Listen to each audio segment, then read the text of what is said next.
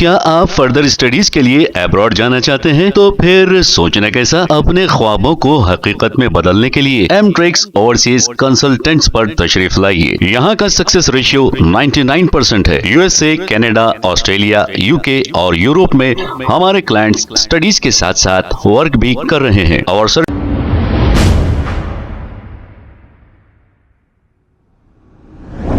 अस्सलाम वालेकुम नाजरीन, 7H न्यूज सच को रखे आपके आगे। सिकंदराबाद रेलवे स्टेशन के पास फ्रूट बेचने वाले कुछ लोगों को पुलिस की जानिब से हटाया जा रहा था, लेकिन जैसे ही इत्तला MLC AIMIM रहमत बेग को मिली, वो मौके पर पहुंच गए और पुलिस ओहदेदारों से बातचीत की। आइए देखते हैं ये रिपोर्ट।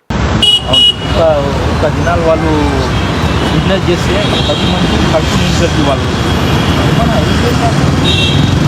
చేసే బట్టి ఉన్నారు సార్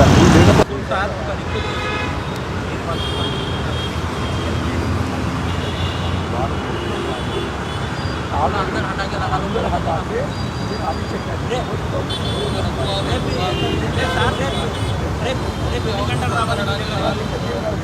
पूरा दिशा वाले पूरा आदमी दिशा।